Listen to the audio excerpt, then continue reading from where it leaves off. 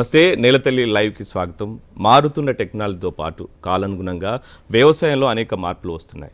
అదే రీతిలో వ్యవసాయ రంగంలో వస్తున్న మహిళల సంఖ్య కూడా పెరుగుతుంది.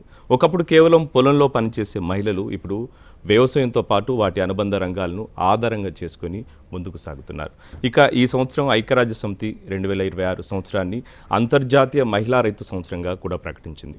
ఈ సందర్భంగా వ్యవసాయ రంగంలో మహిళలు, వారికి సంబంధించిన హక్కులు, చట్టాలపై చర్చించడానికి రైతు కమిషన్ సభ్యులు భవన్ రెడ్డి గారు, అలాగే డిడిఎస్ ఎగ్జిక్యూటివ్ డైరెక్టర్ దివ్య గారితో పాటు మహిళా రైతుల చట్టాలపై మరింత వివరంగా మాట్లాడడానికి భూచట్ట న్యాయ నిపుణులు రైతు కమిషన్ సభ్యులు సునీల్ కుమార్ గారు లైవ్లో సిద్ధంగా ఉన్నారు. మీ సందేహాలు ఏమంటే ఇక్కడ స్క్రీన్పై కనిపించే నంబర్లకు కాల్ చేసి అడగవచ్చు. ముందుగా నమస్తే మేడం. నమస్తే. రైతు కమిషన్ సంబంధించి అంటే రైతు కమిషన్లో ఉన్న ఏకైక మహిళా సభ్యురాలు మీరు. సో ఈ సందర్భంగా అసలు రైతు కమిషన్ సంబంధించి ఎట్లాంటి కార్యక్రమాలు ఏర్పాటు చేస్తున్నారు? Good question. అందరికీ కూడా హెచ్ఎంటీవీ ప్రేక్షకులకి మరియు మహిళలందరికీ కూడా అంతర్జాతీయ మహిళా దినోత్సవ శుభాకాంక్షలు. అండ్ మీరు ఇందాక చెప్పిన ఏదైతే సంవత్సరంగా ప్రకటించిండ్రో మహిళా రైతు సంవత్సరంగా, దానికి కూడా we welcome that and congratulations all of you, all the women farmers.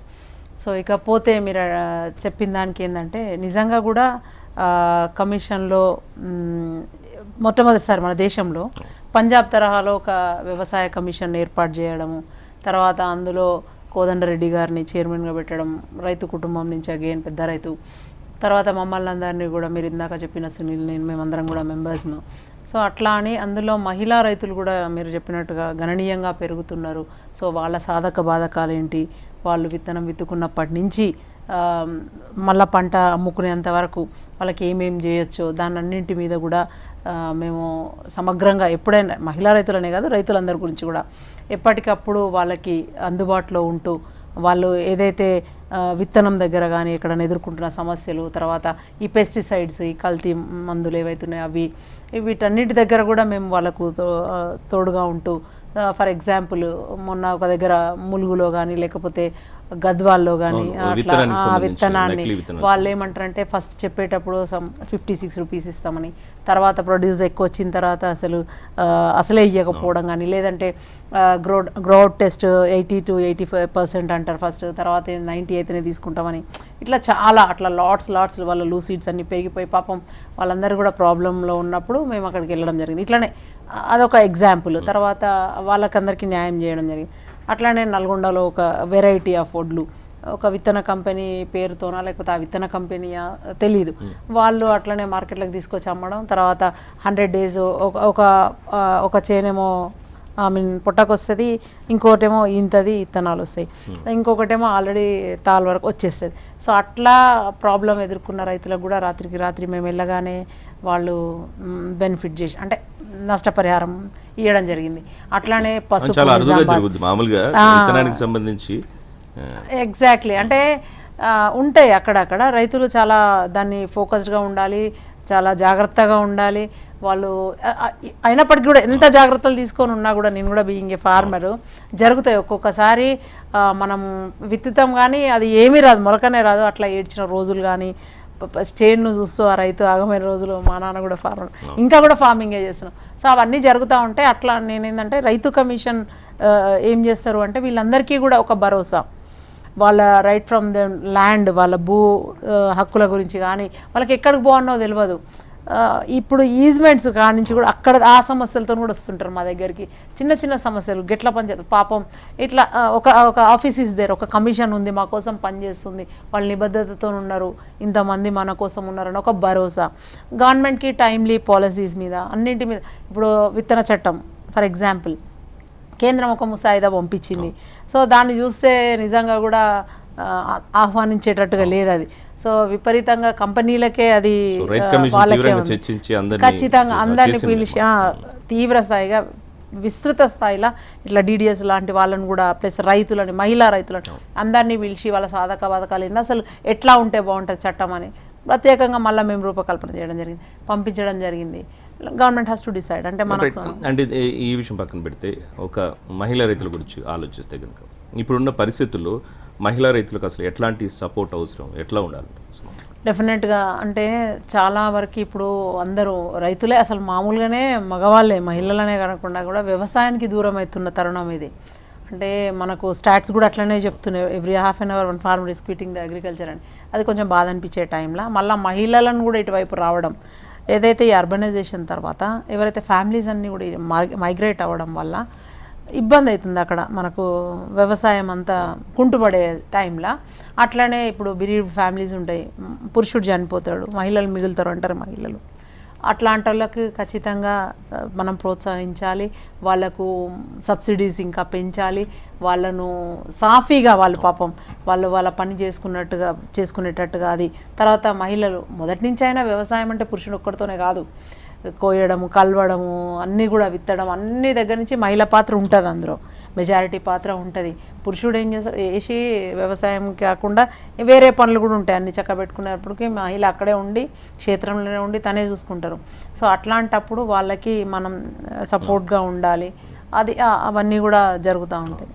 Right. దివ్య గారు, ఇప్పుడు డిడిఎస్ అంటే దేశవ్యాప్తంగా కూడా మంచి పేరున్న సంస్థ, అంటే అందరికీ ఉదాహరణగా ఏ విధంగా ఉండాలి, మహిళా రైతులందరూ కలిసి ఏ విధంగా సమిష్టిగా చేసుకోవచ్చు అని ఒక ఉదాహరణగా ఉండే డిడిఎస్, అసలు దాని నిర్మాణం ఏంటి, ఏ విధంగా జరిగింది, ఏ విధంగా ఇప్పుడు ప్రస్తుతం నడుస్తూ ఉంది? డిడిఎస్ 1983లోనే తెలంగాణలో నీటి సదుపాయం లేని చోట, వేరే ఏ పంటలు పండని చోట, అక్కడ మహిళలతో మీ కుటుంబానికి అవసరాలు తీర్చుకోవాలంటే ఏం చేయాలి అనే ఒక సిద్ధాంతంతో మొదలైన సంస్థ. అంటే ఎప్పుడు డిడిఎస్లో ప్రత్యేకంగా కనపడేది ఏంటంటే, మా దగ్గర పరిష్కారం ఉంది, మేము మీ దగ్గరికి వచ్చి చేస్తాం, మా పరిష్కారం మీరు అమలు చేసుకోండి అనేది కన్నా, మీ సమస్యలు ఏంటి, ఆ సమస్యలకి పరిష్కారం మీరేమనుకుంటున్నారు, దాన్ని అమలు చేయాలంటే మీరేం చేస్తారు అనే పనితోనే ముందుకు వెళ్తుంది అనమాట. ఆ ఉద్దేశంతో మహిళలతో పనిచేసినప్పుడు కుటుంబంలో ఉన్న ఆహార భద్రత, కుటుంబానికి కావాల్సిన ఆరోగ్యమైన ఆహారము, ప్లస్ వాళ్ళు కాపాడుకునే భూమి, వాళ్ళు కాపాడుకునే విత్తనాలు, వాళ్ళ చుట్టుపక్కల ఉన్న వనరులు, వాళ్ళ నీళ్ళు అవనివ్వండి, చుట్టుపక్కల అడవులు అవనివ్వండి, ఏదన్నా కూడా మన తరానికి రాబోయే తరానికి ఎలా కాపాడాలి అనే సిద్ధాంతంతో డిడిఎస్లో మహిళలు అప్పుడు అవనివ్వండి, ఇప్పుడు అవనివ్వండి, అదే సిద్ధాంతంతో పనిచేస్తారు. అంటే డిడిఎస్లో ఈ మార్కెటింగ్ వ్యవస్థ కానీ ఏ విధంగా పనిచేస్తుంది? డిడిఎస్లో మార్కెట్ అంటే మహిళలు వాళ్ళ కుటుంబానికి సరిపడా పండించుకొని వాళ్ళకి అవసరమైనంత దాచుకొని మిగిలినది మార్కెట్లోకి వేసుకుంటారు. వాళ్ళు కలిసి ఒక కోఆపరేటివ్ రన్ చేసుకుంటారు. ఆ కోఆపరేటివ్లో మేనేజ్ చేసుకునే సభ్యులంతా కూడా వాళ్ళే అనమాట. ఎలక్షన్స్ పెట్టుకొని మాతో పనిచేసే 5,000 మంది రైతులు ప్రతి గ్రామం నుంచి రిప్రజెంటేటివ్స్ వస్తారు. వాళ్ళు కలిసి ఎలక్షన్స్ పెట్టుకొని ఎలక్షన్స్ ద్వారా అసలు కోఆపరేటివ్ని ఎవరు మేనేజ్ చేయాలి అని వాళ్ళే నిర్ణయం తీసుకొని ప్రతి నెల వాళ్ళే కలుస్తారు. ఆ కలిసినప్పుడు ఈ సంవత్సరం మనము ఎంత పండిస్తున్నాము, ఎంత అమ్ముకోగలము, ఏ ధరకి అమ్ముకోవాలి అనేది కూడా వాళ్ళే ఆలోచించుకొని హైదరాబాద్ చుట్టుపక్కల ఉన్న కన్జ్యూమర్స్ అందరికీ, అంటే మన కుటుంబానికే కాదు అందరికీ ఆరోగ్యంగా ఆహారం మిగిలాలి అనే ఉద్దేశంతో ఈ కోఆపరేటివ్ నడుస్తారనమాట. రైట్. సునీల్ గారు నమస్తే. అంటే ఈరోజు ప్రత్యేకంగా అంతర్జాతీయ మహిళా దినోత్సవ సందర్భంగా ఒక మహిళలకు సంబంధించి ప్రత్యేక కార్యక్రమం ఏర్పాటు చేసుకున్నాం. ఇందులో భాగంగా మీరు ఇప్పటివరకు మేము సాగుకు సంబంధించి అట్లాగే డిడిఎస్ ఏ విధంగా వాటికి సంబంధించి చేస్తుందన్న అంశాల గురించి మాట్లాడుతున్నాం. అలాగే అసలు మహిళా రైతులకు సంబంధించి హక్కులు ఏమున్నాయి, చట్టాలు ఏమున్నాయి అన్న విషయం గురించి కాస్త వివరంగా చెప్తారా? మనము దాదాపుగా ఒక 6-7 ఏళ్లుగా భూమి హక్కుల గురించి ఇదే కార్యక్రమంలో మాట్లాడుతూ వస్తున్నాం. భూమి హక్కుల గురించే మొదలు పెడదాం. మహిళల విషయానికి వచ్చినట్లయితే భూమి హక్కులకు సంబంధించిన చిక్కులు మహిళలకి, ఎస్సీ ఎస్టీలకి చాలా ఎక్కువ. మహిళల వల్నరబిలిటీ అంటాం. అంటే మహిళలకు గనక ఒక భూమి సమస్య ఉంటే రెవెన్యూ యంత్రాంగం ద్వారా పరిష్కారం కోసం కావచ్చు, కోర్టుల ద్వారా పరిష్కారం కోసం కావచ్చు, చాలా ఇబ్బందులు ఎదుర్కొస్తున్న పరిస్థితి ఉంటుంది. రెండోది, ఎన్ని చట్టాలు వచ్చి మహిళా హక్కుల కోసం మాట్లాడుతూ ఉన్నా కానీ ఈ రోజు కూడా భారతదేశంలో తెలంగాణ, ఆంధ్రప్రదేశ్ 2 రాష్ట్రాలలో కూడా మహిళల యాజమాన్యంలో ఉన్న భూములు ఎక్కువ ఉంటాయి, వాళ్ళకి హక్కులు ఉన్న భూములు తక్కువ ఉంటాయి. అంటే మహిళలు సాగు చేసుకుంటున్న భూమి అది కౌలు తీసుకుని సొంత భూములు ఉన్నా కానీ దాని మీద హక్కులు మగవాళ్ళ పేరుతో ఉంటాయి. అది ఇంకా బదలాయింపు జరగలేదు. వారసత్వంగా వాళ్ళకి వాటాలు వచ్చినప్పుడు కూడా మ్యూటేషన్ చేర్చుకోవడంలో చాలా ఇబ్బందులు వస్తున్నాయి. ఈ 2 చిక్కుల నుంచి బయటపడే ప్రయత్నం మహిళలు పూర్తి సపోర్ట్ కావాలి. ఈ సందర్భంగా ఇంకా నూతి పడకుండా ఒక 2 మంచి ఉదాహరణలు చెప్తాను. అంటే దాని సొల్యూషన్ గురించి మాట్లాడుకోవాలి కాబట్టి, ఒకటి, ఒరిస్సా రాష్ట్రంలో అక్కడ రెవెన్యూ కార్యాలయాలలో మహిళల కోసం ప్రత్యేకమైన సపోర్ట్ సెంటర్స్ ఏర్పాటైనాయి. ఓకే. తహసీల్ ఆఫీసర్ కనుక ఒక మహిళ తనకు సమస్య ఉందని వెళ్తే అక్కడ ఆ సెంటర్ లో ఒక మహిళా అధికారి కూర్చొని ఉంటారు, మహిళా విఆర్ఓ కావచ్చు, మన గ్రామాధికారి కావచ్చు, మహిళా మండలాధికారి కూర్చొని ఉంటారు. మహిళలకు ఉన్న భూ సమస్యలని ఒక సపోర్ట్ ఇవ్వడం కోసం చాలా బాగా కొన్ని చోట్ల పైలట్ గా నడిచింది. నా దృష్టిలో దేశవ్యాప్తంగా కూడా రెవెన్యూ కార్యాలయాలలో మహిళలకు సంబంధించిన సమస్యలని పరిష్కారం చేయడం కోసం ఇట్లాంటి ఒక సపోర్ట్ సెంటర్లు ఏర్పాటు చేస్తే చాలా బాగుంటుంది. రెండోది, ఉమ్మడి రాష్ట్రంలోనే ఒక బ్రహ్మాండమైన ఉదాహరణ, మహిళా సంఘాల సభ్యులకి కనుక భూమి సమస్యలు ఉన్నట్లయితే వాటిని పరిష్కారం చేయటం కోసం అంటూ దేశంలో ఎక్కడా లేనట్టుగా పారాలీగల్ వ్యవస్థ వచ్చింది. పేద కుటుంబాల నుంచి పిల్లలను తీసుకొని వాళ్ళకి లీగల్ ట్రైనింగ్లు ఇచ్చి మండలానికి ఒకరిని పారాలీగల్ నియమించి వాళ్ళకి జీతాలు ఇచ్చింది మహిళా సంఘాలు. ఆంధ్రప్రదేశ్ రాష్ట్రంలో, ఉమ్మడి ఆంధ్రప్రదేశ్ రాష్ట్రంలో మండల సమాఖ్యల జీతాలు ఇచ్చి పెట్టుకున్నారు. వాళ్ళ ద్వారా ఈ రోజున ఉమ్మడి రాష్ట్రంలో ఉన్న లెక్కల ప్రకారం 12 లక్షల మంది భూ సమస్య పరిష్కారం, మహిళలు వాళ్ళు పెట్టుకున్న సిబ్బంది ద్వారా భూ సమస్యలను పరిష్కరించిన ఒక గొప్ప ఉదాహరణ ఉమ్మడి ఆంధ్రప్రదేశ్ లో ఉంది. దురదృష్టం ఏంటంటే రాష్ట్రం విడిపోయిన తర్వాత తెలంగాణలో గానీ ఆంధ్రప్రదేశ్ లో గానీ ఆ పారాలీగల్ వ్యవస్థ పక్కదో పట్టింది. ఆ మనుషులు ఉన్నారు కానీ ఆ పని చేయట్లేదు. ఇప్పటికైనా మహిళల భూమి సమస్యలు తీరాలన్నా ఒక భూమి సమస్య మాత్రమే కాదు, చట్టాలకు సంబంధించి ఎట్లాంటి న్యాయ సహాయం, అది వ్యవసాయం కావచ్చు, భూమి కావచ్చు, మిగతా ఏ అంశాలైనా సరే ఇలాంటి ఒక పారాలీగల్ వ్యవస్థ ఉంటే వాళ్ళకు అండగా భరోసాగా ఉంటుంది. ఇక మూడో ఉదాహరణ చెప్తాను. గుజరాత్ రాష్ట్రంలో మహిళల పేరు మీద మ్యూటేషన్ చేయడం కోసం అలా గనక అధికారులు పనిచేసినట్లయితే మహిళలకు రావాల్సిన భూమి హక్కు, భర్త చనిపోయిన తర్వాత మగవారు కుటుంబాలు చనిపోతే మహిళలకు వచ్చే వాటాని నెల రోజుల్లోనే మ్యూటేషన్ అయిపోయే విధానం ఒకటి తీసుకొచ్చారు. అలా చేసే అధికారులకి ఒక ప్రత్యేకమైన ఇన్సెంటివ్ ఉంది. ఇట్లా మనము కొంత ఈ దేశవ్యాప్తంగా కూడా మహిళలకు సంబంధించి భూమి హక్కుల మీద పెరగాలని ఏం చేయాలో కొంత ఇన్సెంటివ్స్ ఉన్నాయి, వాటి గురించి ఆలోచించాలి. ఇంకొక మాట చెప్తా, మహిళల హక్కులకు సంబంధించి మహిళలు ఎవరైతే వ్యవసాయంలో ఉన్నారో వాళ్ళకి భూమి విషయంలో కావచ్చు, ఎరువులు పురుగు మందుల విషయంలో కావచ్చు, ఆర్గానిక్ ఫార్మింగ్ కావచ్చు, నీళ్ల గురించి కావచ్చు, వీటన్నిటికి సంబంధించిన హక్కులకి సమగ్రమైన ఒక సహాయం చేయడం కోసం స్వామినాథన్ గారు మనందరికీ తెలుసు, ఆయన వ్యవసాయంలో ఎంత చేశారో, వ్యవసాయ ఒక కమిషన్ ఏర్పాటు చేస్తే ఆయన దానికి చైర్మన్ కూడా వ్యవహరించారు. వారు రాజ్యసభలో ఒక ప్రైవేట్ మెంబర్ బిల్లు ప్రవేశపెట్టారు. మహిళా సాగుదారుల హక్కుల చట్టం పేరుతోటి, ఉమెన్ ఫార్మర్స్ యాక్ట్ పేరుతోటి రాజ్యసభలో ప్రవేశపెట్టారు. దాని దురదృష్టవశాత్తు చర్చకే రాలేదు, ల్యాప్స్ అయిపోయింది. ఇప్పటికైనా వ్యవసాయంలో మహిళల పాత్ర పెరుగుతున్న ఈ సందర్భంగానైనా మహిళల హక్కుల కోసం, మరీ ముఖ్యంగా మహిళా రైతుల కోసం ఇలాంటి ఒక చట్టం తీసుకొచ్చే ప్రయత్నం జరగాలి. దాంతో పాటుగా ఉమ్మడి ఆంధ్రప్రదేశ్ లో మహిళల గురించి, మహిళా కౌలు రైతుల గురించి ఒక బ్రహ్మాండమైన చట్టం వచ్చింది. ఎవరైతే ఉమ్మడి ఆంధ్రప్రదేశ్ రాష్ట్రంలో ఎస్ఎస్జి నెట్వర్క్ల ద్వారా మహిళలు ఉండి వాళ్ళు కనుక భూములు కౌలు తీసుకోవాలంటే వాళ్ళకి సహాయం చేయడం కోసం, లీగల్ సపోర్ట్ ఇవ్వడం కోసం ఎస్ఎస్జి మహిళల కౌలు చట్టం పేరుతోటి ఉమ్మడి రాష్ట్ర అసెంబ్లీ ఆమోదం తెలిపింది. అది రాష్ట్రపతి ఆమోద ముద్ర కోసం వెళ్ళింది. ఈ లోపల రాష్ట్ర విభజన జరిగిపోయింది. ఆ బిల్లుని, ఆ చట్టాన్ని ఎవరు పట్టించుకోలేదు. ఇప్పటికైనా మహిళా కౌలు రైతుల హక్కుల కోసం ఏదైతే ఇంతకుముందు చట్టం పాస్ చేశామో అలాంటి చట్టం కూడా ఒకటి తీసుకొస్తే కొంత మహిళలకు ఉపయుక్తంగా ఉంటుంది. కానీ ఇక్కడ ఒక సమస్య ఏంటంటే మహిళలకు సంబంధించి ఇప్పుడు ఏదైనా ఇంట్లో ఒక భూమికి సంబంధించిన రిజిస్ట్రేషన్ ఇంట్లో యజమాని మగవాళ్ళ పేరు మీదనే ఉంటుంది జనరల్గా. సో ఆడవాళ్ళకి హక్కులు ఉండాలని కోరుకుంటాం. కాకపోతే ఆ స్కీమ్స్ వాళ్ళకి చెందాలన్నా లేకపోతే వేరే గ్రూప్స్లలో అంటే ముందుకు రావాలన్నా కొంచెం ఇబ్బందికరం. సో దానికి సంబంధించి ఏదైనా చట్టాల్లో మార్పు చేస్తే బాగుంటుంది అనుకుంటారు, ఎందుకంటే జాయింట్గా లేకపోతే స్కీమ్స్ అందడానికి. అంటే మా శరత్ గారు, మనం చాలా కాలంగా ఉమ్మడి రాష్ట్రంలో జాయింట్ పట్టాలకు ప్రయత్నం చేస్తాం. అంటే ఒక భూమి ఉంటే మగవారు ఆడవాళ్ళ పేరు మీద కలిపి పట్టాలు ఉండాలని. అందుకోసమే యూపీఏ ప్రభుత్వం అప్పుడున్నప్పుడు అటవీ హక్కుల చట్టం ఏదైతే తీసుకొచ్చిందో అటవీ హక్కుల చట్టం కింద పోడు భూములకు పట్టాలు ఇచ్చే కార్యక్రమం, మీరు పోడు పట్టాలు తీసుకున్నట్లయితే తెలంగాణలో ఇప్పటిదాకా ఒక 7 లక్షల ఎకరాల పోడు భూములకు పట్టాలు వచ్చినాయి. ఆంధ్రప్రదేశ్ రాష్ట్రంలో దాదాపు 3-3.5 లక్షల ఎకరాల పోడు భూములకు పట్టాలు వచ్చినాయి. ఆ పట్టా పుస్తకాలు అన్ని కూడా ఇద్దరి పేరు మీద ఉంటాయి. ఆ భర్త భార్య, హస్బెండ్ అండ్ వైఫ్ ఇద్దరి పేరుతో ఆ పట్టాలు ఉంటాయి. తర్వాత ప్రభుత్వ భూముల పంపిణీ కార్యక్రమం చేసినప్పుడు కూడా ఇప్పటిదాకా మనం 2 రాష్ట్రాల్లో కలిపి దాదాపు 50 లక్షల ఎకరాల భూమి పంపిణీ చేసాం. అందులో 25 లక్షల ఎకరాలు తెలంగాణ రాష్ట్రంలోనే చేశాము. ఈ 2 రాష్ట్రాలు చేసినప్పుడు 83 తర్వాత జరిగిన భూ పంపిణీ అంతా కూడా మహిళల పేరు మీదనే లావణి పట్టాలు ఇవ్వాలి, మహిళల పేరుతోటే డిఫామ్ పట్టాలు ఇవ్వాలని చట్టం చేసుకున్నాం.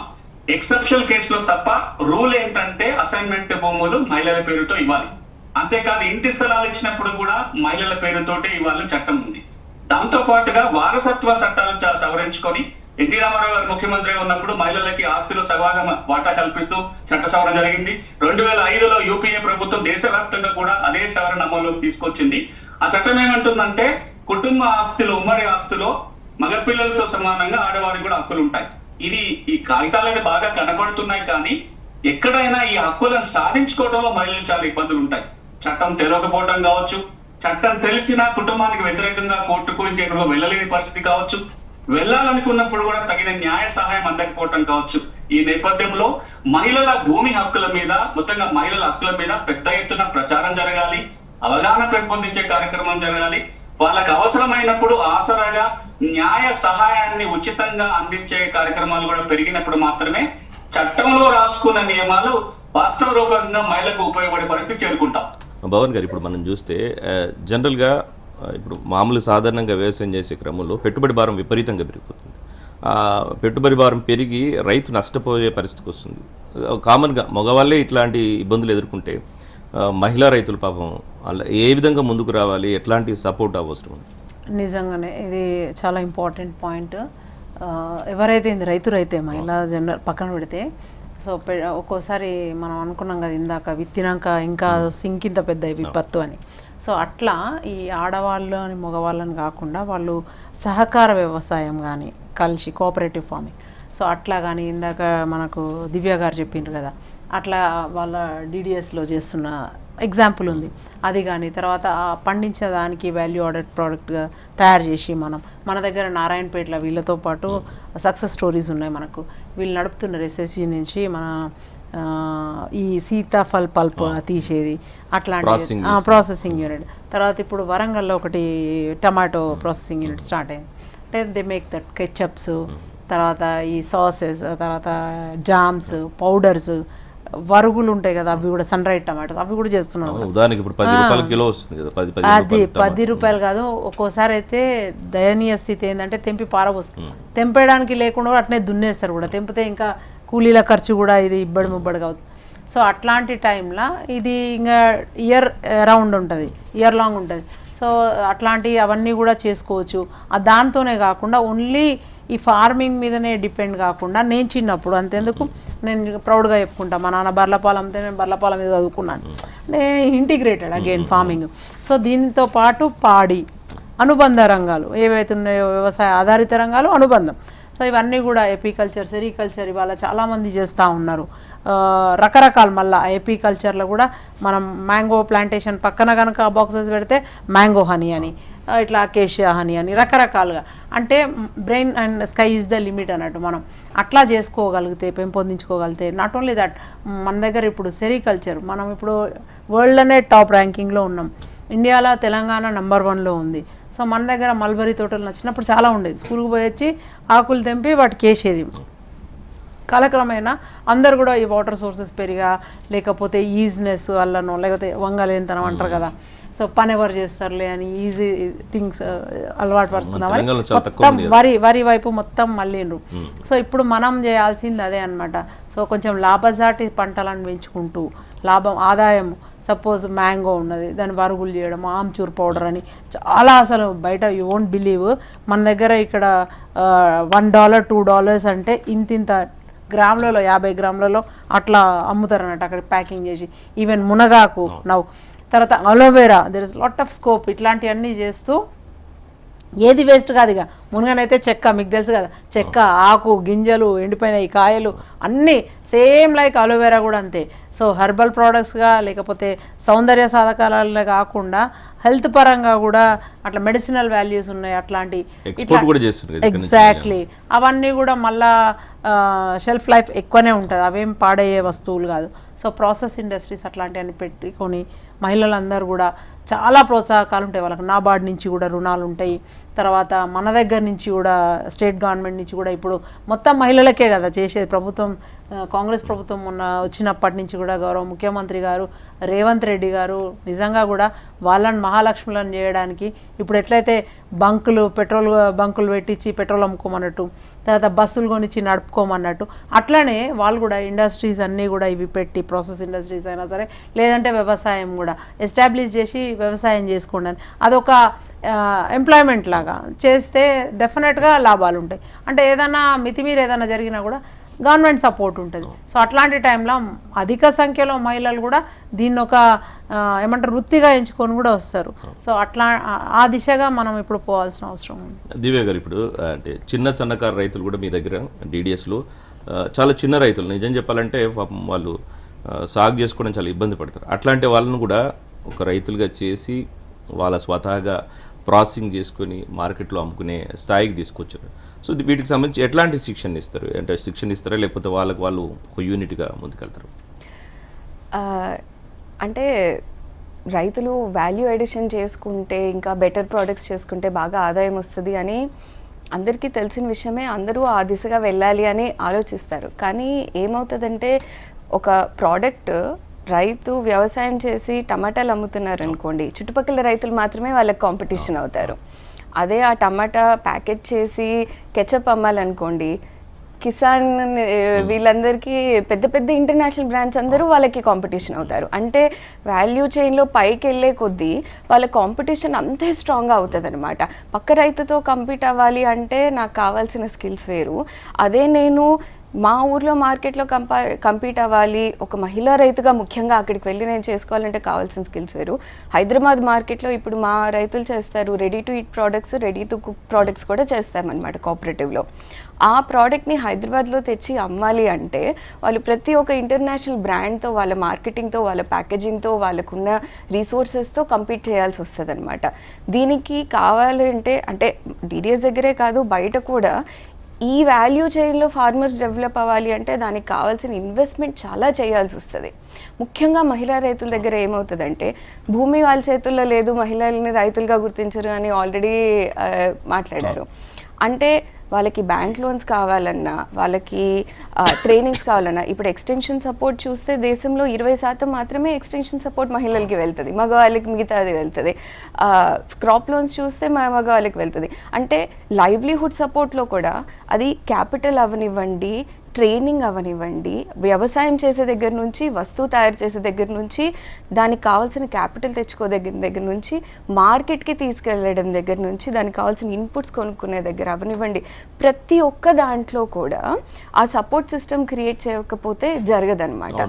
మహిళలు కష్టపడతారు కానీ పేరు మాత్రం వీళ్ళకి వస్తుంది. వాళ్ళ దగ్గర ఒక బ్యూటిఫుల్ థింగ్ ఉంటుంది. ఇంకొకటి నోటీస్ చేసినాం శరత్ గారు, వాళ్ళ దగ్గర we been 2 times to them. అక్కడ వాళ్ళు క్రాప్ షేరింగ్ చేసుకుంటారు. అంటే మీరు ఫర్ ఎగ్జాంపుల్ నేను పెబ్బర్లు వేస్తా, మీరు పెసలేయండి, నేను సద్దలేస్తా, మీరు తైదలేయండి, అట్లా ఒక లాంటిది. అంటే అప్పుడు వాళ్ళకి మార్కెటింగ్ ఛాలెంజెస్ ఏముండవు, ఈజీగా సరిపోయేంత వస్తుంది. ప్లస్ కస్టమర్ నీడ్ ఏముందో ముందే తెలిసిపోతుంది వాళ్ళకి. దే హ్యావ్ అన్ అవుట్లెట్ కదా బేగంపేటలో, అట్లా వాళ్ళకి తెలుస్తుంటుంది ఏం అడుగుతున్నారని. ఫ్లాక్స్ సీడ్స్ కావాలంటే ఫ్లాక్స్ సీడ్స్ ప్రొడ్యూస్ చేస్తారు. చాలా బాగుంది వీళ్ళ దగ్గర సిస్టమ్. అట్లనే ఇంకొక దగ్గర కూడా కేరళలో నోటీస్ చేసినాం, మీరు కూరగాయలను కూడా ఈవెన్ వాళ్ళు పద్ధతిలో నేను బీరకాయ వేస్తా, మీరు కౌపి వేయండి అంటే ఆ రైతు అంతే వేస్తాడు. అండ్ ఎన్ని ఎకరాలు వేయాలో కూడా చెప్తుంది అనమాట. ఫ్రూట్ అండ్ వెజిటబుల్ కౌన్సిల్ వాళ్ళది veg and fruit council VFPC అని కేరళలో ఉంది, పలక్కాడ్లో డిస్ట్రిక్ట్లో. సో చాలా సక్సెస్ఫుల్ స్టోరీ అది కూడా. అరౌండ్ 300 members ఉన్నారు ఫార్మర్స్. వాళ్ళు ఒక 20-30 అట్లా ఎకరాలు ఒక్కొక్కరు ఉంటారు. కొందరు మార్జినల్ 2 ఎకరాలు 3 ఎకరాల వాళ్ళు కూడా ఉన్నారు. సో వాళ్ళు ఎక్కువ ఉన్నోళ్ళు ఎక్కువ ప్రొడ్యూస్ చేస్తున్నారు. అది కూడా నేను గ్రౌండ్ నట్ వేస్తే మీరు ఇంకోటి వేయాలి, ఇట్లా ఒక అండర్స్టాండింగ్. వాళ్ళు ఎట్లా ఉంటారని మార్కెట్స్ కూడా మండలి యూనిట్లో అట్లా తీసుకొని అక్కడనే మార్కెట్ ఉంటుంది. ఆ మార్కెట్ని ఎట్లా అంటే గవర్నమెంట్ ఎస్టాబ్లిష్ చేస్తే సొసైటీ విల్ రన్ ఇన్. వాళ్ళు వస్తారు ప్రొడ్యూస్ తీసుకొచ్చి రైతు ముందటనే అప్పుడే లాట్స్ అన్నీ కూడా ఆప్షన్ అయిపోతాయి. వాళ్ళు they will give a slip and next day morning వాళ్ళ అకౌంట్లో పడిపోతాయి. అసలు ఫార్మర్ అంటోడు వచ్చి పడిగాపులు కావాల్సి ఉండదు, ఏముండదు. He brings the produce, he leaves the compound, that's it. అసలు ఎంత బ్యూటిఫుల్గా ఉండే. వీళ్ళ దగ్గర కూడా DDSలో కూడా అంటే ఆఫ్టర్ ఆల్ దీస్ ఇయర్స్ తను ఏదైతే చెప్పినా 40 ఏళ్ల కృషి తర్వాత అది అంత సాఫీగా జరుగుతుంది. అట్లాంటి సక్సెస్ స్టోరీస్ మనం ముందుకు తీసుకురావాలి. థ్యాంక్స్ టు అగైన్ HMTVకి, మీకు వన్స్ అగైన్ ఇట్లాంటి చక్కటి సబ్జెక్ట్ తీసుకున్నప్పుడు ఇవన్నీ చెప్పాలనిపిస్తుంది. మీరు తీసుకున్నారు, వెరీ గుడ్, ఇట్లనే కంటిన్యూ చేయండి. తప్పకుండా. మహిళలకు సంబంధించి మనం ఇప్పటివరకు మాట్లాడుకున్నాం అంటే హక్కులు కానీ చట్టాలకు సంబంధించి. కానీ ఆ చట్టాలకు సంబంధించి సహాయం కోసం ఇప్పుడు మహిళలు ముందుకొచ్చి లీగల్గా వెళ్ళడానికి కొంచెం కష్టం. సో అట్లాంటి క్రమంలో ఉచితంగా న్యాయం పొందే అవకాశం ఉందా? అంటే ఏ విధంగా న్యాయం తీసుకోవచ్చు? మనకు ఇప్పటికి 2 మార్గాలు ఉన్నాయి శరత్ గారు. ఒకటి national legal services authorities act కింద 1995 నుంచి ఆ చట్టం అమల్లోకి వచ్చింది. 30 ఏళ్ళు అవుతుంది ఆ చట్టం వచ్చి. ఆ చట్టం ఏమంటుందంటే మహిళలు కానీ, పేదలు కానీ, ఎస్సీ ఎస్టీలు కానీ వీళ్ళందరూ కూడా కోర్టుకు వెళ్లాల్సిన అవసరం ఏర్పడ్డా, లేదా కేవలం సలహా కావాలన్నా, లేదా న్యాయపరంగా ఎట్లాంటి అవసరాలు ఉన్నా సరే దగ్గరలో ఉన్న న్యాయ సేవా అథారిటీకి వెళ్ళొచ్చు. ఎక్కడెక్కడ కోర్టు ఉందో అక్కడక్కడ న్యాయ సేవా అథారిటీల ఆఫీసులు ఉన్నాయి. తాలూకాలో ఉన్నాయి, జిల్లా లెవెల్లో ఉన్నాయి, రాష్ట్ర స్థాయిలో ఉన్నాయి. ఆ కార్యాలయానికి వెళ్ళి వాళ్ళ సమస్య చెప్పి సలహాలు పొందటం కానీ, ఉచితంగా లాయర్ని పెట్టుకోవడానికి కానీ, కోర్టు ఫీజులు కట్టలేకపోతే కూడా మహిళల తరపున లీగల్ సర్వీస్ అథారిటీ ఆ పని చేస్తుంది. దాంతో పాటుగా ఒకవేళ వాళ్ళకి యాక్సెస్ ఉంటే కనుక national legal service authority website ఉంది. ఎవరైనా సరే వాళ్ళ సెల్ ఫోన్ లో కానీ లేదా కంప్యూటర్ ద్వారా కానీ తమ సమస్య ఏంటో అందులో కనుక పంపితే నాకు ఈమెయిల్ ఐడి ఉంటుంది, డ్రాప్ డౌన్ ఆప్షన్స్ ఉంటాయి. దాంట్లో కనుక ఫీడ్ చేస్తే సంబంధిత లీగల్ సర్వీస్ అథారిటీకి అప్లికేషన్ ఫార్వర్డ్ అయి వెళ్తుంది. వాళ్ళ ద్వారా సహాయం పొందొచ్చు. ఆ లీగల్ సర్వీస్ అథారిటీ వాళ్ళ దగ్గర పారాలీగల్ వాలంటీర్స్ ఉంటారు, లాయర్లు ఉంటారు, ఒక జడ్జి గారే ఫుల్ టైమ్ గా కూర్చొని ఉంటారు. కాబట్టి అది ఒక వ్యవస్థ సహాయం పొందడానికి. ఇక రెండవది, ఒక తెలంగాణ విషయానికి వచ్చినట్లయితే కొత్తగా ప్రభుత్వం తీసుకొచ్చిన భూభారతి చట్టంలోనే ఒక స్పష్టంగా రాసిన మాట ఏంటంటే భూమి సమస్య ఉన్న వాళ్ళు ఎవరైనా, వాళ్ళు మహిళలు కావచ్చు, ఇతర పేద కుటుంబాలు ఎవరైనా సరే, వారికి న్యాయ సహాయం అవసరం వస్తే ప్రభుత్వమే ఉచితంగా న్యాయ సహాయం అందించాలని ఉంటుంది. ఆ విధంగా ఇవ్వడానికి అవకాశం ఉంది. ఇది మొట్టమొదటిసారి దేశ చరిత్రలోనే ఒక రెవెన్యూ చట్టంలో ఉచిత న్యాయ సహాయం అందించాలని ఒక ప్రొవిజన్ రాసిన ఏకైక చట్టం భూభారతి చట్టం. ఇటీవల ప్రభుత్వం తీసుకొచ్చిన చట్టం. ఇక మూడో మార్గం, ఇంతకుముందు మొదట్లో మాట్లాడినట్టుగా ఒక తెలంగాణ, ఆంధ్రప్రదేశ్ రాష్ట్రాలలోనే 2014 వరకు పారాలీగల్ వ్యవస్థ మహిళా సంఘాల ఆధ్వర్యంలో నడిచింది. ఆ ఆందోళన నడిచిన దాంట్లో దాదాపు 500 మంది పారాలీగల్ ఉన్నారు. ఇప్పటికీ వాళ్ళు ఉన్నారు. వాళ్ళని ఇతర పనులకి 2 రాష్ట్రాలు వాడుకుంటున్నాయి. వాళ్ళని కనుక తిరిగి మహిళా సంఘాలే జీతాలు ఇస్తున్నారు వాళ్ళని కనుక లీగల్ ఇష్యూస్ మీద మళ్ళీ పనిచేసేటట్టుగా చూస్తే వాళ్ళు కేవలం భూమి సమస్యల సలహాలు మాత్రమే ఇవ్వటం కాకుండా మహిళలకి ఏ చట్టాల మీద అవసరం ఏర్పడినా సరే ఈ పారాలీగల్ వ్యవస్థ ద్వారా మనం ఉచిత న్యాయ సలహాలు అందించడానికి ఒక అవకాశం ఏర్పడుతుంది. ఆ మార్గాన్ని కూడా 2 ప్రభుత్వాలు ఆలోచన మళ్ళీ చేయాలి. తిరిగి ఆ సిబ్బందిని మహిళల కోసం వినియోగించిన ప్రయత్నం మళ్ళీ జరగాలి. చిరుధాన్యాలకు సంబంధించి మనం ఇంతవరకు మాట్లాడుకున్నాం కదా, ఒకవేళ వేరే వాళ్ళు ఇతర ప్రాంతాల నుంచి కూడా ఎవరైనా ముందుకు వస్తే వాళ్ళ ప్రోడక్ట్స్ని కూడా మీరు తీసుకొని అట్లా చేయడం జరుగుతుందా, లేకపోతే ఓన్లీ మీ కమ్యూనిటీ మట్టుకే? మా కమ్యూనిటీలో ప్లాన్ చేసుకుంటారు. ప్లస్ ఏదైతే ఇక్కడ పండదు, ఇక్కడ ఉండవు అనుకునేవి మేము మాలాగా వేరే వేరే కోఆపరేటివ్స్, ఇప్పుడు దేశమంతా కూడా 10,000 FPOs పెట్టాలనే ప్రోగ్రామ్ నడుస్తోంది. ఆల్రెడీ చాలానే 7,000, 8,000 FPOs పైగా ఉన్నాయి. మాకులాగా ముఖ్యంగా మహిళలతో చేసే కోఆపరేటివ్స్తో మేము కొలాబరేట్ అయ్యి ఆ ప్రోడక్ట్స్ తీసుకుంటాం. అది మేము అనంతపూర్ దగ్గర నుంచి కానివ్వండి, విజయనగరం దాకా కూడా మేము వాళ్ళ ప్రోడక్ట్స్ కూడా మా మార్కెట్లో ఇంటిగ్రేట్ చేసుకుంటాము. ఓకే, కొత్తగా చిరుధాన్యాలకు సంబంధించి ప్రాసెసింగ్ చేసే వాళ్ళకి ఏం సజెస్ట్ చేస్తారు? అంటే ఎట్లాంటి వాటికి డిమాండ్ ఉంది, ఎట్లాంటి వాటిని చేసుకోవచ్చు? అంటే మిల్లెట్స్కి యాక్చువల్లీ ఇప్పుడు కన్జ్యూమర్స్లో చాలా కాన్షియస్నెస్ పెరిగింది. హెల్త్ పరంగా చూసుకొని చాలామంది డైట్స్లో చాలా షిఫ్ట్ చేసుకుంటున్న వాళ్ళు ఉన్నారనమాట. కానీ ప్రొడ్యూసర్కి కన్జ్యూమర్కి మధ్యలో ఉన్న గ్యాప్ ఏదైతే ఉందో అది చాలా ఉందన్నమాట. అంటే ఇక్కడ కన్జ్యూమర్స్ చాలానే పే చేస్తున్నారు, అటు ప్రొడ్యూసర్స్కి కానీ ధర అందట్లేదు. దీనికి కారణం వాల్యూ చైన్లో ఉన్న ప్రాబ్లమ్సే. సో ఎవరైతే ఇప్పుడు డిడిఎస్ లాగా సిటీకి దగ్గరగా ఉండి డైరెక్ట్గా కన్జ్యూమర్ దాకా అందించుకోగలరో, కన్జ్యూమర్ మార్కెట్ చేసుకోగల వాళ్ళే డైరెక్ట్గా వాళ్ళ బ్రాండ్ మీద అమ్ముకోగలరు. ఎవరైతే సిటీకి దూరంగా ఉంటారో, మేము 200-300 కిలోమీటర్ల దూరంలో ఉండి మా పేరుతో మా బ్రాండ్తో మేము అమ్ముకోవాలి అనుకున్నప్పుడు వాళ్ళకి అయ్యే ఆ రీటైల్ అండ్ మార్కెటింగ్ కాస్ట్లే చాలా అవుతాయన్నమాట. ప్లస్ అగైన్ మళ్ళా మహిళా రైతుల గురించి మాట్లాడితే ఇంత మార్కెట్ లింకేజెస్ మేనేజ్ చేయడం చాలా కష్టం అవుతుంది. అంటే వాల్యూ చైన్లో ప్రతి స్టెప్ ఆలోచించాలి. మనం ఎంత ఇస్తాము రైతుకి, రైతు గిట్టుబాటు చేస్తున్నామా, నాకు ఎంత ఖర్చు అవుతుంది, ప్రతి రూపాయితో లెక్కేసుకున్న తర్వాత నేను కన్జ్యూమర్ దాకా అందిస్తే ఎంత వాల్యూమ్ మూవ్ చేయగలిగితే నాకు బ్రేక్ ఈవెన్ అవుతుంది అని లెక్కేసుకునేటప్పుడు మీరు బల్క్ మార్కెటింగ్ చేసుకోగలరా, రీటైల్ మార్కెటింగ్ చేసుకోగలరా అనేది అక్కడ అర్థమవుతుంది అనమాట. ప్రతి గ్రూప్కి కూడా వాళ్ళకి డైవర్సిఫైడ్ స్ట్రాటజీ ఉండాలి. అందరూ ఒకే స్ట్రాటజీ మీద, వాళ్ళు డిడిఎస్ పేరు మీద అమ్ముతున్నారు కదా మేము కూడా అలానే అమ్ముతాము అన్నారనుకోండి, మీ ఇన్వెస్ట్మెంట్ కాస్ట్లు ఎక్కువైపోయి మీరే ప్రాసెసింగ్ చేసి ముందుగానే నష్టాలు చాలా చూస్తారనమాట. సో మీ లొకేషన్ ఏంటి, మీ ప్రోడక్ట్ ఏంటి అనే దాన్ని బట్టి స్ట్రాటజీ ఉండాలి. డీటెయిల్స్లో ఒకటి ప్రత్యేకంగా అనిపిస్తుంది, అంటే కమ్యూనిటీ లెవెల్లో ఒక యూనిటీ అనేది ప్రత్యేకంగా. అంటే ఇది భవానీ గారు అన్నట్టు 40 ఏళ్ళ కృషి. అంటే ముందుగా రాగానే మీరందరూ కలిసి పనిచేసుకోండి అంటే సడన్గా అందరూ వచ్చి కూర్చొని పనిచేసుకోండి. 40 సంవత్సరాలుగా ఇక్కడ అది వాళ్ళ భూములు సాగులోకి తీసుకురావడం అవనివ్వండి, వాటర్ షెడ్ ప్రోగ్రామ్స్ అవనివ్వండి, లీగల్ సమస్యలు అవనివ్వండి, ఇప్పుడు వాళ్ళ కుటుంబాల్లో ఒకరికి సమస్య ఉంటే హెల్త్ సమస్యలు అవనివ్వండి, ఒకరికి ఆరోగ్యం బాగాలేకపోయినా ఈ సమస్య మాట్లాడతాం, ఈ సమస్య మాట్లాడదాం అనే ఇలాంటివి ఏమీ ఉండవు. ప్రతి సమస్యని కూడా కలిసి మాట్లాడుకుంటారు, కలిసి తీర్చుకుంటారు. కాబట్టి మార్కెట్ అందులో ఒక భాగం అంతే. అది కలిసి చేసుకోగలిగినప్పుడు ఇది కూడా కలిసి చేసుకుందాం. మాకంటూ ఒక మార్కెట్ ఉండాలి. మేమే బయట ఎందుకు వెళ్ళి కొనుక్కోవాలి? నా దగ్గర పండింది నేను పక్కన వాళ్ళ దగ్గర తీసుకుంటాను కదా, బయట వాళ్ళు ఎందుకు తీసుకోవాలి? మా బెల్లం మేమే చేసుకుంటాము, మా ఆయిల్స్ మేమే చేసుకుంటాము, మేము తినే గింజలన్నీ కూడా మేము ఇక్కడే పండించుకుంటాము అని అందరి మీద. అంటే DDSలో ఉన్న సిద్ధాంతం ఏంటంటే మహిళలుగా మేము ఎవరి మీద ఆధారపడకూడదు. అది మా వ్యవసాయంలో అవనివ్వండి, మా విత్తనాల దగ్గర అవనివ్వండి, మా పెట్టుబడిలో అవనివ్వండి, మా మార్కెట్ విషయంలో అవనివ్వండి, మేము ఒకరి మీద ఆధారపడకుండా ఉండాలి అంటే ఏంటి చేయాల్సింది. అందుకని కలిసి చేస్తేనే బలము అనేది చాలా క్లియర్గా అర్థమైపోతుంది.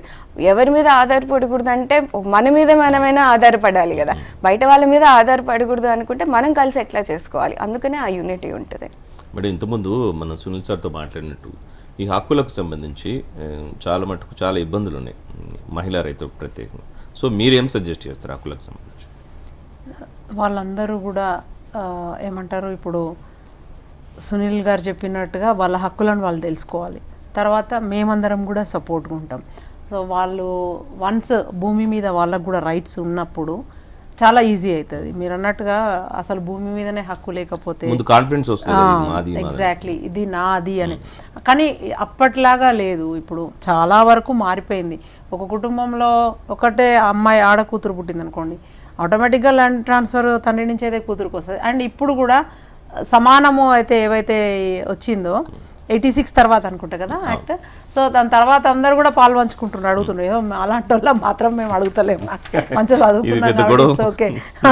సో అట్లా ఒకసారి భూమి మీద హక్కు ఉన్నప్పుడు వాళ్ళకు నాది అనేది వస్తుంది, నేను చేసుకోవాలి అని చక్కదిద్దుకోవడం అది ఈజీ అవుతుంది. ఇంకా ఫర్దర్గా కూడా వస్తే ఇంకా సునీల్ ఉన్నారు కదా, సునీల్ గారు వాళ్ళ లాంటి వాళ్ళను అప్రోచ్ అయితే they are the best people to suggest and help. Sir Sunil sir, మీరు గమనించిన మట్టుకు అంటే ఎట్లాంటి మార్పులు వస్తే బాగుంటుంది, ఇంకా ఎట్లాంటి చిక్కులు ఉన్నాయి మహిళలకు సంబంధించి, మహిళా రైతులకు సంబంధించి ఎట్లాంటి మార్పులు వస్తే చట్టాల్లో బాగుంటుంది? శరత్ గారు 2 అంశాలు ఇప్పటిదాకా మాట్లాడింది విన్నాను నేను. కేవలం భూమి మాత్రమే కాకుండా అన్ని అంశాలు మాట్లాడుతున్నా. ఒకటి, ఏదైతే గడిచిన 20 సంవత్సరాలుగా మహిళలని ఒక సంఘటిత శక్తిగా మార్చే ప్రయత్నం జరుగుతుందో, ముఖ్యంగా తెలుగు రాష్ట్రాల్లో మొదలై ఇప్పుడు దేశమంతా ఒక మోడల్ గా మారింది. గ్రామ స్థాయిలో ఉన్న మహిళలందరినీ self help groups SHG fold లో తీసుకొచ్చి, తర్వాత గ్రామ సంఘం అని, మండల సమాఖ్య అని, జిల్లా సమాఖ్య అని, రాష్ట్ర స్థాయిలో కూడా ఒక ఫెడరేషన్ కి ఒక సపోర్ట్ జరిగింది. ఇక్కడ సెల్ఫ్ సంస్థ పనిచేస్తుంది. తెలంగాణలో కానీ ఆంధ్రప్రదేశ్ లో కానీ ప్రభుత్వ ఆధ్వర్యంలోని సెల్ఫ్ సంస్థ మహిళలు సంఘటితం చేసింది. ఆ తర్వాత ఇదే మోడల్ తో కేంద్ర స్థాయిలో NRLM ప్రాజెక్ట్ కింద ఇదే మోడల్ రిప్లికేట్ చేసే ప్రయత్నం జరుగుతుంది. దీంట్లో 2 మంచి అంశాలు ఉన్నాయి. ఒకటి, ఒక మహిళ తన వ్యక్తిగతంగా చేసుకోలేనిది ఆర్గనైజ్డ్ గా ఉంటే ఏం జరుగుతుంది అనేది ఇప్పుడు మన కళ్ళ ముందు వారిద్దరు ప్యానలిస్టులు కూడా మీకు ఎగ్జాంపుల్ చెప్పారు. భవానీ గారు కానీ DDS నుంచి వారు కానీ ఇద్దరు కూడా ఎగ్జాంపుల్ చెప్పారు. ఈ రోజున మనం ఒకటి, ఆ మహిళల సంఘటిత పరిస్థితి చేసిన ఎఫర్ట్ ఏదైతే ఉందో, మహిళా సంఘాలు ఏవైతే ఉన్నాయో వాటిని కొంత బలోపేతం చేసే ప్రయత్నం జరగాలి. రెండోది, మహిళా సంఘాలు మొదట పొదుపుతో ప్రారంభమై ఈ రోజున చాలా పనులు చేస్తున్నారు. మార్కెటింగ్ లో వాళ్ళు బాగా పంచుకుంటున్నారు. ఈ మధ్యకాలంలో తెలంగాణ ప్రభుత్వం RTC బస్సులో కూడా వాళ్ళు కొనుక్కొని RTCకి లీజ్ కి ఇచ్చే విధంగా కూడా ఏర్పాటు చేసింది. అంటే ₹2 నెల కింద పొదుపు చేసుకుంటే చాలు, కలెక్టివ్ గా నెరగంచి మొదలు పెట్టుకొని మార్కెట్ లో ఒక అమోఘమైన శక్తిగా ఎదిగే ప్రయత్నం జరుగుతుంది. మహిళా సంఘాల తరపున భూములు కౌలుకు తీసుకొని ఆ కౌలు డబ్బులు ప్రభుత్వం ఇచ్చి కౌలు చేసే ప్రయత్నం జరిగింది. ఆర్గానిక్ ఫార్మింగ్ చేసే ప్రయత్నం జరిగింది.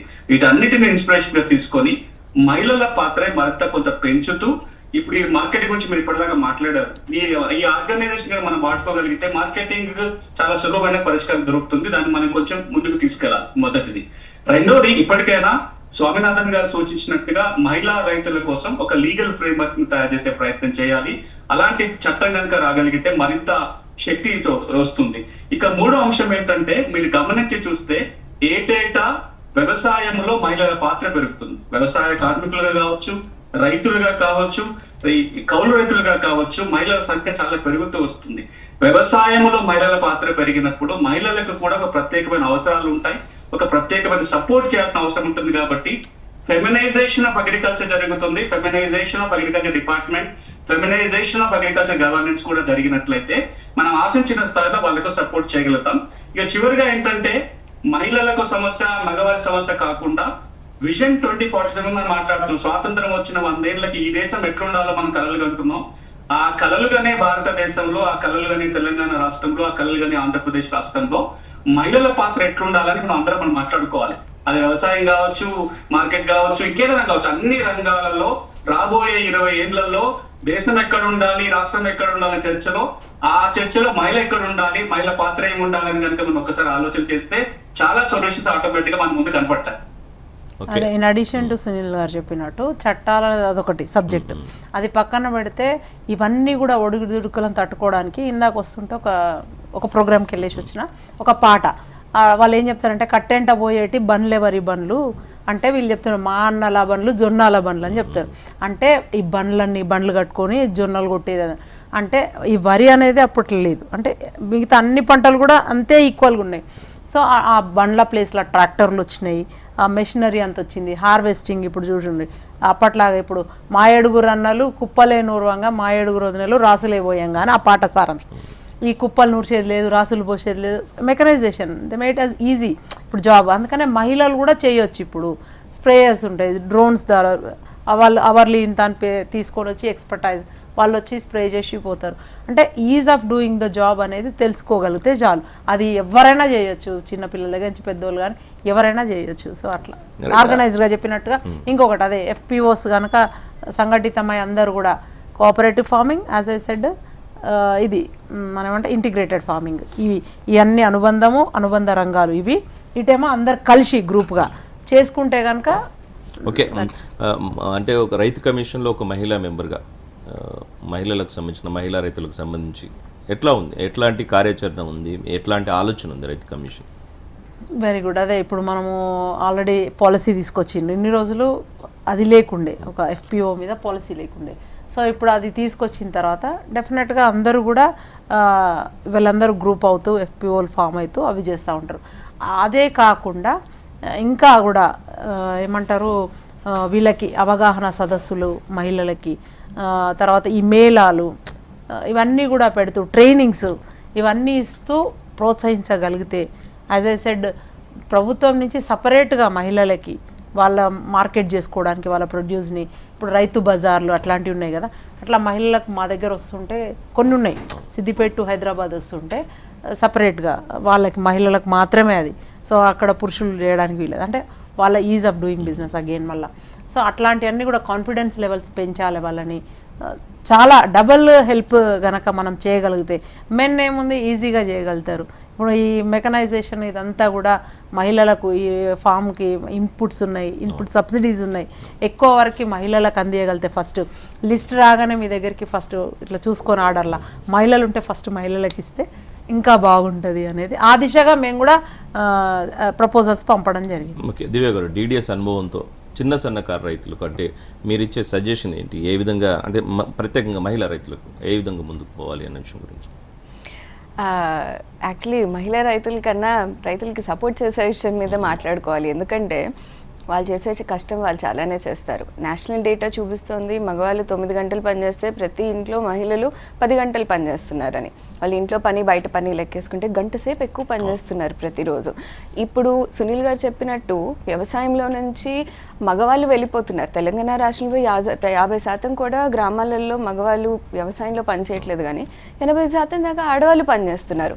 అటు వాళ్ళు వ్యవసాయాన్ని లాక్కొని రావాలి, కుటుంబాన్ని రావాలి, రోజు వాళ్ళు ఎక్కువ పని చేయాలి, ప్లస్ ఇన్ని అలైడ్ యాక్టివిటీలో వాళ్ళే పశువుల్ని మేపాలి, వాళ్ళే ప్రాసెసింగ్ యూనిట్లు పెట్టాలి, వాళ్ళే మార్కెటింగ్ చేయాలి, ఇన్ని పనులు చేయాలి, ప్లస్ వాళ్ళకి భూములు ఉండవు, వాళ్ళకి ఇవి మార్కెట్ సపోర్ట్ ఉండదు. అంటే ఇన్నిట్లో వాళ్ళు ఎలా ముందుకు వెళ్తారు? అంటే మహిళలు ఏం చేయాలి అనే దానికన్నా ఇన్ని పనులు జరగాలంటే ఒక సొసైటీగా, ఒక గవర్నమెంట్గా మనం ఎన్ని సపోర్ట్ సిస్టమ్ వాళ్ళకి తీసుకురావాలి, ప్రతి అంశంలో వాళ్ళ ఇంట్లో ఆహారం నుంచి బయట చేసే పని దగ్గర దాకా ప్రతి అంశంలోనూ సపోర్ట్ ఉంటేనే అది మారుతుంది.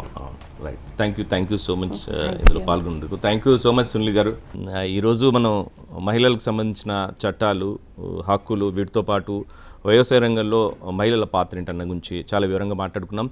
ఇది వాళ్ళ నెలతల్లి కార్యక్రమం. నమస్తే.